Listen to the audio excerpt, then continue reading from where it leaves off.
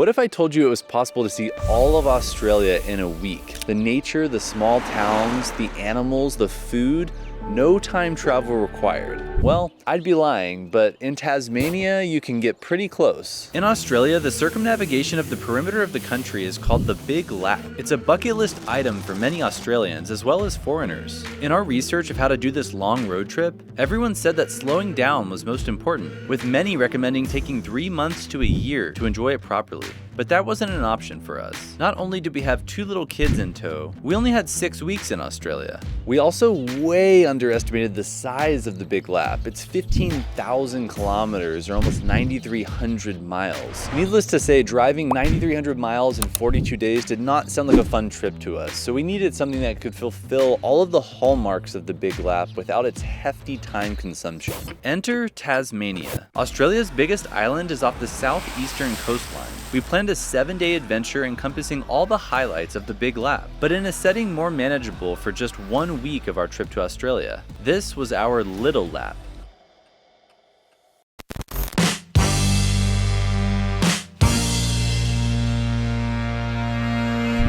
We awoke in the capital city of Hobart and grabbed a quick breakfast on the floor. We had a long drive up to Cradle Mountain, so we packed our bags, threw them in the car, and got the girls on a short walk around the waterfront to get in a few paces before settling into the car. The first driving block was 2.5 hours to the town of Deloraine. It was the start of a classic road trip with the open roads, car snacks, and some short naps. We got to Deloraine and went to pick up some provisions for the rest of the week. Woolworths, or Woolies as the locals call it, became our go-to grocery store in Australia due to the free fruit basket for children, which the girls loved and appreciated. We grabbed a bunch of snacks as well as some Tasmanian-made yogurt, and we were ready to roll out. The sun in this part of the world looks like it's setting all day long in the wintertime, which made us feel like we had the sun in our eyes all the time, which was a pretty unusual feeling. Next, we came upon the mountains as the sun started to hang even lower in the sky. The topography shifted more vertical, with a golden hue casting onto the trees as we arrived at our mountain lodge at nightfall. We were treated to a nice surprise once Taylor got us all checked in. They gave me 2 containers of fresh Tasmanian milk for you. What? Complimentary refills whenever you want them. Please enjoy local Tasmanian fresh Ash Grove milk, which is one of the farms from down the way, she said, Ash Grove Farms. Complimentary refills are available from Wilderness Lounge. This is my freaking jam. Tasmania, check. Oh, it's so good. Let's get into our thing and then you guys can have the rest, okay? We followed the map to our cabin in the woods and got our stuff unloaded from the car. One of the hallmarks of the Big Lap is slowing down and taking your time. Our little lap here in Tasmania consisted of 6 different accommodations in 7 days, which did feel like a lot of moving around. We felt like we could have stayed for several days here and we were already lamenting our departure the next day. No. Leslie, what do you think? I'm teething. We had a slower evening trying to embrace that mentality of the Big Lap and taking advantage of some mellow family time that is ironically sometimes elusive when we take these trips and we're moving around so much.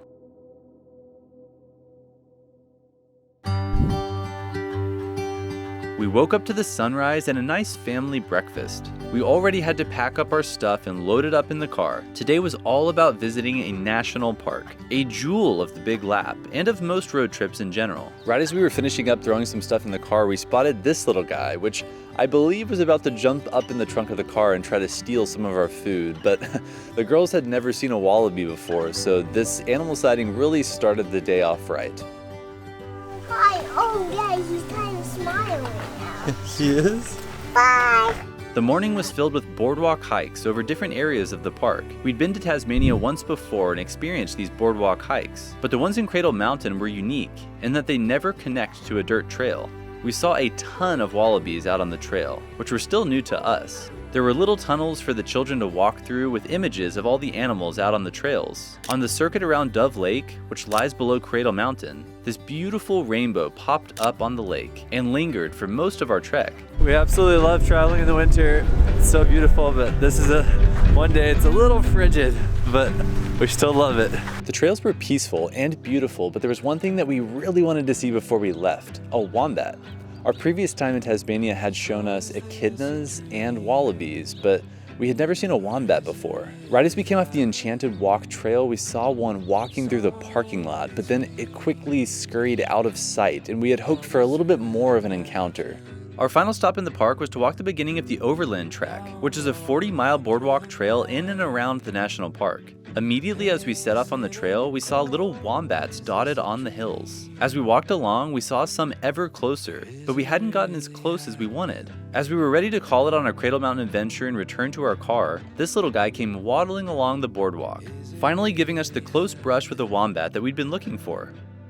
Next, we were back in the car for another drive, now to the northern coastline to see another animal on our list. We arrived in Stanley on the northwestern tip of Tasmania to see penguins of all things. Unfortunately, we had received some conflicting information. These penguins swim onto land to nest and lay their eggs, and we had read that June might be one of the good times to see them. But this big sign posted plainly at the viewing point said that it was actually one of the worst months and that they might not even be swimming onto land at all at that time.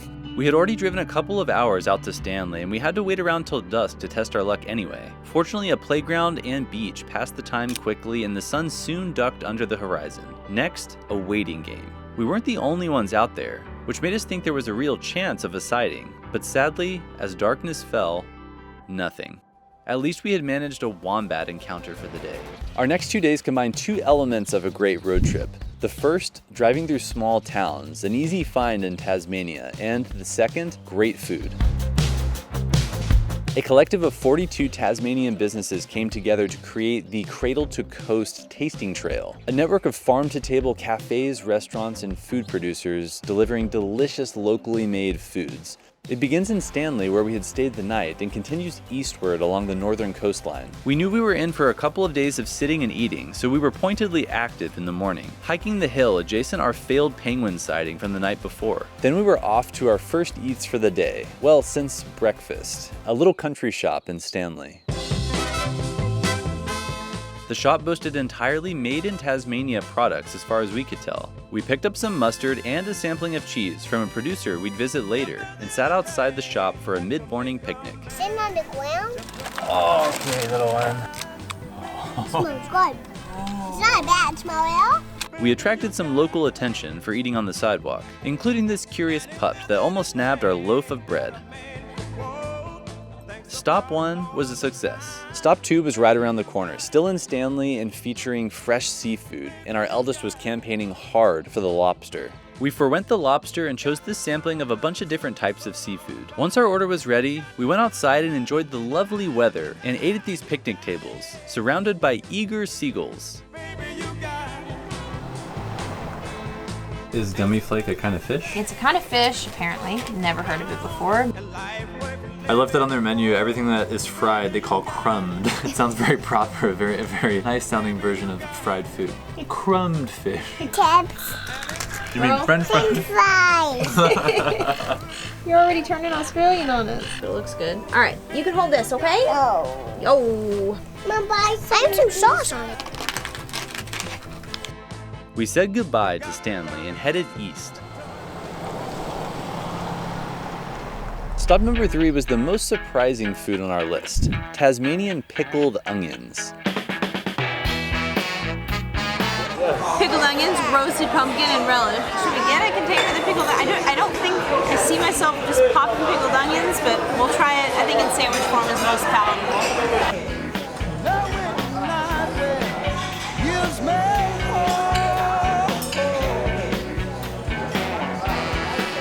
Both of the girls love them so much that we had to pick up a jar on our way out, and we did not expect picking up such a large jar of pickled onions, but more on that later. What'd you get, Lucy?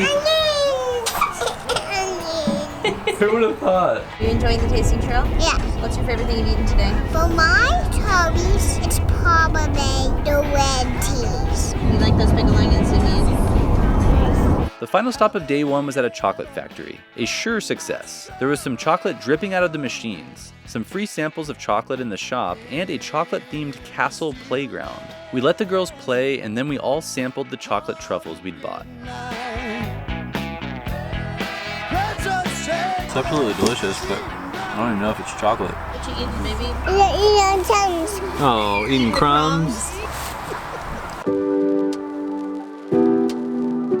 We spent the night in Devonport, where the Spirit of Tasmania docks, which is the ferry that sails to and from mainland Australia. And the next morning we were right back to that same chocolate shop because we had visited on a Sunday when the factory is closed down. But now on a Monday it was up and running and we got to watch the chocolatiers at work. And the hours are fading. This world keeps coming round to round, so there ain't no. One more smack roll of chocolate and then on to a commercial dairy.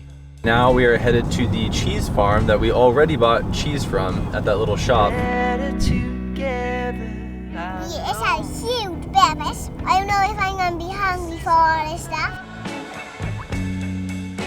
We found the same cheese sampler that we'd gotten. We peeked the wheels of cheese curing in the massive fridge, then snagged a jug of fresh milk. Then, like the milk-loving barbarians that we are, we took the milk out to the dairy cows to show them just how much we appreciated their product. You ready? Yes. It's from the farm. Those get real quick.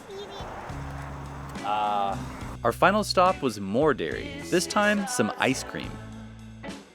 We usually like to order off-the-wall flavors, and this place definitely had some. Charred orange, olive oil, and poppy seed, and pepperberry and leatherwood honey. I don't wanna lose it. Dancing in the moonlight. I don't know what leatherwood is. It kind of tastes like leather though. That's the charred orange. What do you think? Got still milk from the last one. All right, dudes. Ain't no use feeling down. Feeling down. We're much better together. As we came to our final stretch down the eastern coastline, we couldn't help but feel that one of the members of our family was lacking the true appreciation of the outdoors that the rest of us had had. Our littlest had been going through a serious bout of teething and had been riding on our shoulders throughout the entirety of our Cradle Mountain treks, as well as missing the Stanley hike entirely due to protests. We had one final day hiking along the Bay of Fires, and we hoped that she may be able to participate more fully in our nature trekking on her own 2 feet. She began on her familiar perch, swapping between my and Taylor's shoulders. But soon after we started, she got a burst of energy and wanted to lead the group. She ended up keeping a brisk pace and walked about 3 kilometers in total, far more than she ever had before. But all along the hike, we'd had a secret motivating factor. What are you trying to earn right now? Pickle onions. That's what you want? Yes. How much do you love them? So much. We finished out our lovely coastal trek, then took to some nearby sand dunes that connect onto the ocean to create a unique beach. We don't really understand why, but the most common time in every part of the world for road trips is in the summer. We don't like getting overheated and find ourselves most at home in windbreakers and sweatshirts. Traveling anywhere in the winter usually produces the lowest crowds and the most privacy. We've seen all different places around the world that are generally popular, but for some reason are ghost towns in the winter months. We may occasionally find ourselves somewhere that we wish was warm enough to swim, but for now, we'll take these dunes to ourselves and embrace the off-season travel that we generally seek out.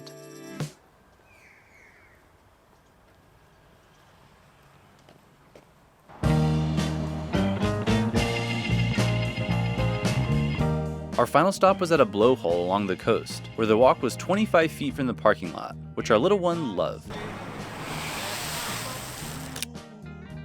Our last drive was through some heavy rain, but we finally arrived at our lovely home for the night near Hobart. We got the welcome surprise of a working piano that we played around on with the girls. Our little one was elated to devour the last of the pickled onions.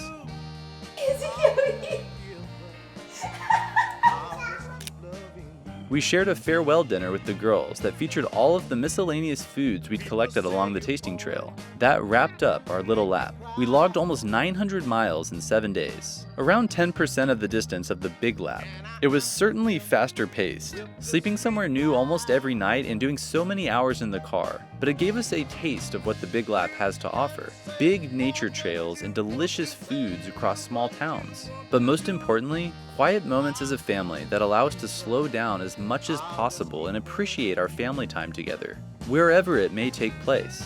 This was our second time to Tassie, but our first as a family, and though it feels like such a remote part of the world to us, we felt at home and we're already hoping that, God willing, we'll be back for round 3 someday. No, no, no, no, no, I